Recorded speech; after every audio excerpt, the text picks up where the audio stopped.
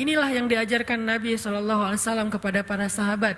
Ukhuwah dengan makna syu'ur, perasaan. Dan Nabi orangnya ngerasa banget apa yang dirasakan orang lain. Sehingga Nabi merasa sedih dengan kesedihan kaum muslimin. Merasa bahagia dengan nikmat dan kesenangan kaum muslimin. Maka Nabi pun pernah marah ketika ada seorang perempuan yang dilecehkan oleh orang Yahudi di Bani Quraidah, kalau enggak Bani Qainuqa. Jadi ada seorang cewek muslimah lagi belanja di Bani Qainuqa, di pasarnya orang Yahudi. Tiba-tiba roknya diikat pakai tali terus disangkutin di apa ya, kayak di tiang gitu. Sehingga ketika perempuan ini berjalan, auratnya kesingkap, kelihatan kakinya, kelihatan auratnya, dia malu, nangis gitu kan. Pas dia nangis malu, dibela sama seorang laki-laki muslim, anak muda. Dia ngebelain, dia potong tali itu, kemudian dia marah kepada beberapa anak-anak muda Yahudi yang iseng, yang bikin perempuan ini malu. Mungkin kalau zaman sekarang ngeprank gitu kan ya, usil-usilan gitu. Dia marah, akhirnya laki-laki yang ngebelain perempuan ini malah dikeroyok sama pemuda Yahudi sampai dia meninggal dunia. Maka Nabi langsung marah kemudian mengatakan, sekarang kita akan menuntut keadilan kepada Bani Qainuqa. Datanglah Nabi mengepung benteng Bani Qainuqa sampai akhirnya mereka diusir dari kota Madinah. Kenapa? Karena Nabi itu ngerasain apa yang dirasakan perempuan, malunya. Nabi itu ngerasain apa yang dirasakan keluarga laki-laki yang terbunuh tadi. Betapa mereka sedih dan merasa kehilangan sehingga keadilan harus ditegakkan. Itu namanya ukhuwah. Dalam konteks yang lebih sempit, kita belajar pelan-pelan merasakan kesulitan yang sedang dirasakan saudara kita, merasakan malu yang dirasakan oleh saudara kita, menjaga perasaan.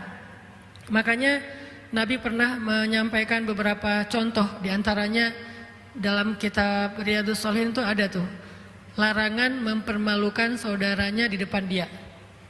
Salah satu hadisnya, janganlah kalian mencela orang yang buang angin. Sampai itu dibahas dalam hadis.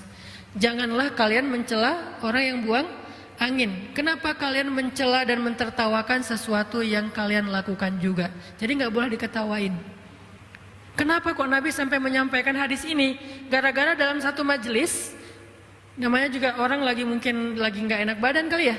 Dalam satu majelis ada seorang laki-laki, buang angin dan kedengaran. Yang lain kan jadi ketawa ya. Dan itu kan kayak otomatis gitu kan. Yang lain pada ketawa, dia malu karena kayak ya aib banget kan. Terus yang lain pada ketawa, dia malu banget. Dia kayak udah nggak tahu harus buang muka kemana gitu kan ya. Terus Nabi langsung menetralisir keadaan dengan mengatakan, janganlah kalian mencela atau mentertawakan orang yang buang angin. Kenapa kalian mentertawakan sesuatu yang kalian juga melakukannya? Artinya semua orang punya masalah yang sama, cuman mungkin ada yang nggak sengaja gitu di tempat umum dan seterusnya, sehingga nggak usah dibahas, nggak usah diketawain. Saya juga pernah kayak gitu, lagi kajian, tiba-tiba di soft paling depan ada seorang akhwat nggak sengaja buang angin dan bunyi. Sebelah-sebelahnya udah pada dengar tuh, terus mereka kayak langsung nyari tersangka gitu kan, mana gitu kan ya. Saya juga dengar, saya aja yang duduknya di sini tuh dengar, apalagi yang di sebelahnya kan, saya dengar dan saya tahu orangnya, tapi saya nggak mau ngelihat ke arah dia. Supaya apa? Ke distract langsung, nggak usah dibahas, nggak usah difokus, nggak usah di zoom in, nggak usah di capture ya, udah biarin aja. Terus akhirnya saya kayak langsung ngedistract dengan kajian dengan cerita-cerita, dengan orang yang tadinya noleh-noleh gitu ngelihat siapa. Karena saya membolkan lagi, kayak dipertegas lagi kajiannya, ceritanya, nadanya dinaikin lagi dikit, akhirnya orang lagi jadi fokus dan lupa. Dia yang tadinya hampir malu, lama-lama jadi netral dan setelah kajian udah lupa. Ini sampai segitunya diperhatikan dalam Islam, menjaga perasaan, jangan membuat orang ilfil, bete dan seterusnya. Dan itu ukhuwah banget. Dan itu enggak hanya kepada orang yang soleh, karena ukhuwah itu tidak hanya berlaku kepada orang yang sudah sama-sama ke masjid, orang yang sudah sama-sama sholat, bahkan kepada orang yang belum ke masjid, belum hijrah pun itu tuh dijaga. Supaya apa? Jangan sampai bikin dia ilfil dengan kebaikan sehingga dia semakin ngegap, semakin berjarak, semakin menjauh dari kebenaran. Islam itu harus mampu Muslim itu ya'lif wa yu'laf.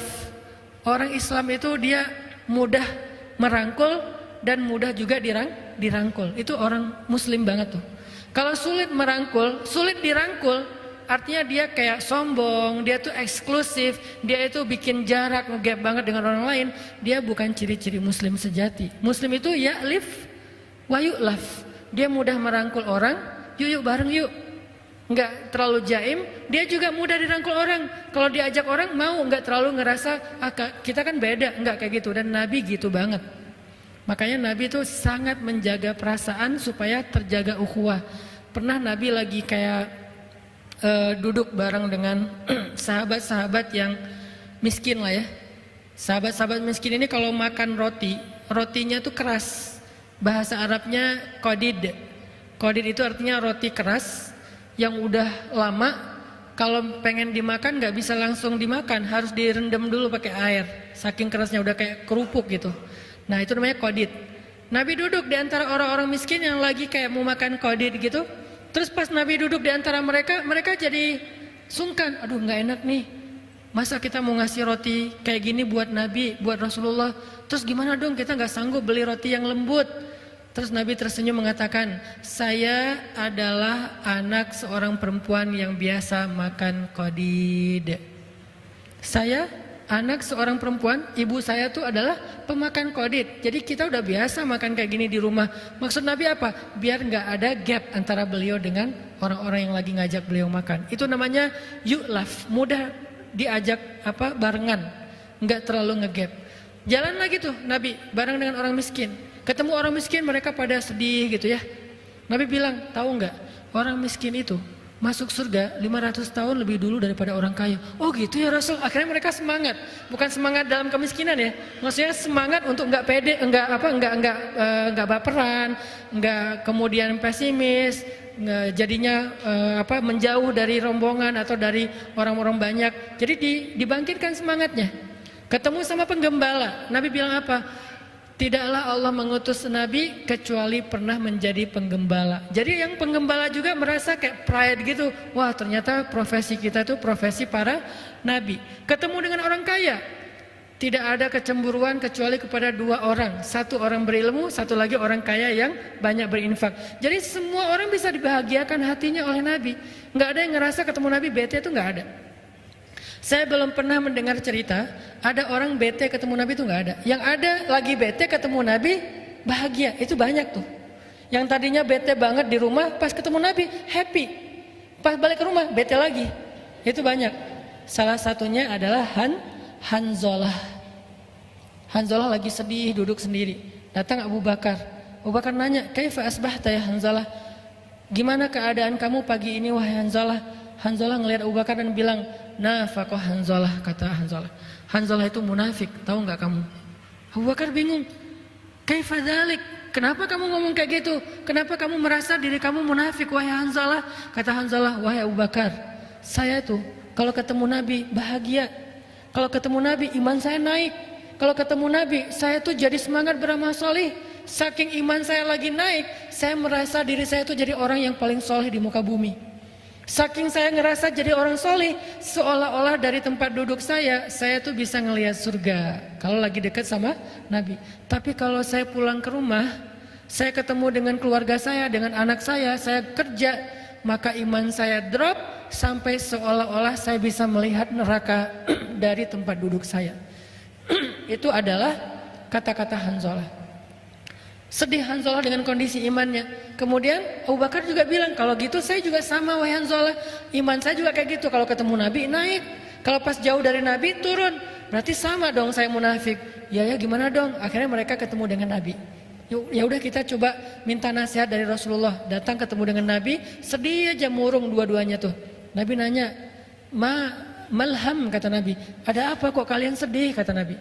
Kata mereka, ya Rasulullah, kami merasa diri kami udah munafik. Hah, kenapa kok kalian ngerasa gitu? Kata mereka, kalau ketemu engkau hati kami merasa imannya bertambah sehingga kami semangat beramal solih. Tapi kalau jauh darimu iman kami drop dan kami jadi mudah berbuat dosa dan jauh dari Allah. Nabi kemudian tersenyum memberi mereka nasihat. Tahu nggak, seandainya iman kalian kondisinya stabil terus seperti kalian ketemu saya, maka kalian akan berjabat tangan dengan malaikat dan malaikat akan menemani kalian pergi kemanapun kalian pergi. Malaikat akan nemenin. Tapi kata Rasul, sa'atan fasaatan. Iman itu memang kayak gitu. Ada sa'ah waktunya turun, ada waktunya naik. Jadi Nabi itu kayak menghibur dan mencoba untuk menguatkan mereka. Bukan malah, oh berarti emang benar sih kalian munafik. Enggak digituin sama Nabi.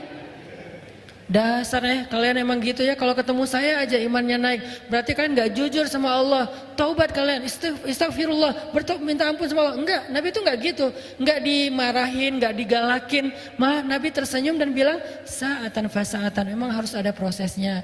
Kadang iman naik, kadang iman turun. Tapi berusaha terus ya, jangan menyerah. Kayak gitu. Ini menunjukkan bahwa Nabi itu selalu bisa bikin orang happy. Itu ukhuwah. Bisa enggak kita jadi orang yang kayak gitu? Kemana kita pergi orang di sekeliling kita itu malah jadi happy. Dan itu buat saya juga jadi kayak agenda atau PR besar buat pribadi saya. Kadang-kadang kita tuh jangankan orang lain ya, keluarga aja nggak bisa kita bikin happy terus. Malah yang lebih parah lagi, sebelum kita datang perasaan keluarga tadi lagi happy, begitu kita datang bete semuanya ya. Nuntut ini, nuntut itu, nyalahin ini, nyalahin itu, kan berarti kita belum benar.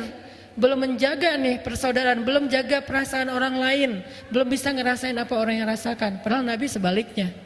Kalau Nabi, orang yang benci sama beliau, ketemu beliau jatuh cinta. Orang yang benci sama beliau, orang yang bete ketemu beliau happy. Kalau kita sebaliknya, orang happy ketemu kita jadi bete. Nah ini yang kita coba belajar dari Nabi. Kok bisa Nabi orangnya tuh kok nyenengin banget gitu. Orangnya tuh asik banget. Masih ingat cerita pernikahan Nabi dengan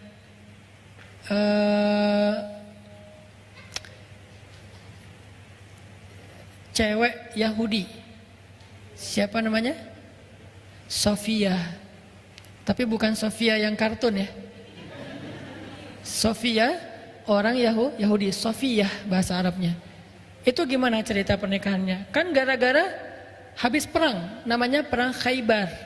Perang Khaybar itu perang paling besar yang terjadi antara kaum muslimin dengan orang Yahudi. Dalam perang itu ayah Sofia terbunuh, paman Sofia terbunuh. Yang lebih sedih lagi, suami Sofia terbunuh. Dalam perang Khaybar, suaminya terbunuh.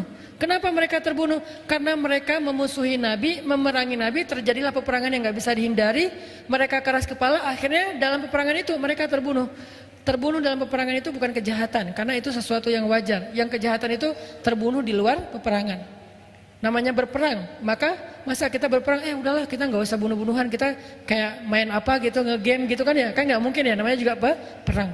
Nah terbunuhlah ayah Sofia, paman Sofia dan suami Sofia, sehingga Sofianya jadi tawanan perang kaum muslimin, ditaruh di sebuah tenda. Lalu datanglah Nabi ke tendanya Sofia untuk menghibur Sofia. Waktu Nabi datang ke tendanya Sofia, Sofia yang meriwayatkan cerita ini, dia sendiri yang bercerita. Kata Sofia, ketika Nabi baru datang ke tenda saya, Nabi itu adalah orang yang paling saya benci di muka bumi. Jadi buat Sofia, Muhammad adalah orang yang paling dia benci di muka bumi. Gimana enggak? Gara-gara Nabi itu suaminya terbunuh. Gara-gara Nabi Muhammad ayahnya terbunuh, pamannya terbunuh. Walaupun bukan Nabi yang membunuh, tetapi dalam peperangan itu terbunuh. Sehingga Muhammad adalah orang yang paling saya benci. Sampai dia datang menemui saya di tenda saya. Kemudian dia duduk di depan saya. Kemudian saya melihat wajahnya yang penuh dengan rasa simpatik. Nabi itu ekspresi wajahnya tuh nenangin orang. Bukan malah sengak, tengil ya. Datang-datang orang lagi sedih juga ya, ditengilin kan makin bete kan ya. Ini enggak, wajah Nabi itu wajah kayak simpatik banget. Nabi itu paham banget kondisi Sofia. Duduk Nabi di depan Sofia, Nabi bilang gini, Sofia maafin saya ya. Nabi minta maaf coba. Saya tahu perasaan kamu. Waktu itu saya udah mencoba untuk berdialog dengan ayah kamu, dengan paman kamu, dengan suami kamu, tapi mereka menolak. Akhirnya peperangan gak bisa dihindari. Maaf ya. Nabi menjelaskan, meminta maaf, menjelaskan, meminta maaf, menjelaskan, meminta maaf, berjam-jam. Sampai akhirnya kata Sofia, Muhammad menjadi orang yang paling saya cintai di muka bumi. Kebayang gak hebatnya Nabi itu? Dari orang yang paling membenci beliau jadi orang yang paling mencintai beliau. Dalam hitungan sejam 2 jam Nabi terus, bukan membujuk, bukan kayak ngelebay ya, bukan kayak ngegombal gitu, enggak. Nabi tulus, karena kalau gombal dong pasti orang enak juga kan, karena bukan dari hati kan ya. Ayah kamu tukang bengkel ya. Standar kan ya, itu apaan sih lo, ayah gue baik-baik aja bukan tukang bengkel. Akhirnya kayak jadi konyol, jadi nggak jelas. Nabi itu nggak kopas template-nya gombal, nggak. Dia nggak baca di googling, nggak lihat apa, nggak. Tulus saja dari hati ngomong apa yang beliau rasakan. Sehingga Nabi, kata Sofia, Nabi itu datang minta maaf, menjelaskan, minta maaf, menjelaskan, dan minta maafnya itu lembut banget sampai hati aku menjadi tenang. Kemudian aku memandang ke wajahnya dan kemudian aku mengatakan, ya Rasulullah, aku sudah maafkan. Kemudian Sofia malah curhat. Kata Sofia, ya Rasulullah, sebelum terjadi perang Khaybar, aku tuh mimpi. Apa mimpinya? Kata Rasulullah, aku bermimpi di atas kota Madinah ada rembulan jatuh ke pangkuanku. Lalu aku ceritakan mimpi ini kepada suamiku, aku ditampar oleh suamiku. Kenapa? Suaminya kan orang Yahudi, dan orang Yahudi itu pintar menafsirkan mimpi. Suaminya bilang, berarti kamu punya perasaan terhadap laki-laki Madinah, yaitu Muhammad. Akhirnya aku ditampar oleh suamiku sehingga dahiku berdarah, kata Sofia. Dan sekarang aku baru sadar ternyata rembulan itu adalah engkau ya Rasulullah. Kemudian Jibril datang, bisik ke Rasulullah, wahai Rasulullah, Allah menyuruh engkau untuk melamar Sofia. Rasulullah tadi datang bukan mau melamar loh. Jibril ada yang datang bisikin ya. Rasulullah datang tuh tulus pengen menghibur, tapi kata Jibril, dan itu perintah Allah, lamar Sofia. Nabi kemudian, oh gitu ya.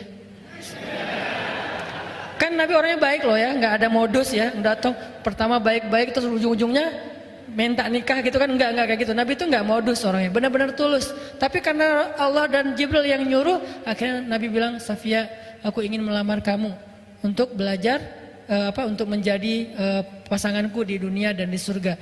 Sofia sebagai cewek nggak langsung jingkrak dong ya, kan cewek itu gengsinya tinggi kan, dia jual mahal gitu. Oh ya udah saya pikir-pikir dulu gitu kan ya, nggak langsung nggak gitu sih, karena kalau mereka kayak gitu nggak ada izahnya kan, nggak ada rasa harga dirinya. Makanya buat cowok kalau misalnya digituin bukan berarti dia nolak, dia tuh lagi kayak minta dikejar, tuh cewek banget lah. Akhirnya Sofia, ya udah saya pikir-pikir dulu. Besoknya Nabi datang lagi, Sofia sudah memberikan jawaban bahwa Sofia bersedia, maka nikahlah, jadilah Sofia salah satu di antara pendamping Nabi di dunia dan di surga. Di sini ada pelajaran penting, gimana Nabi itu orangnya empati banget dengan perasaan orang lain sampai bisa menenangkan hati orang, dan akhirnya orang itu menjadi malah mencintai beliau. Dari yang membenci jadi mencintai. Dan itu bukan cuman Sofia. Ada lagi nanti cerita orang yang pengen bunuh Nabi kan. Dia datang jauh-jauh bawa pisau yang udah beracun, dipakein racun, kalau kena walaupun gak nusuk juga, asal kegores saja itu bisa jadi orang keracunan dan kemudian meninggal.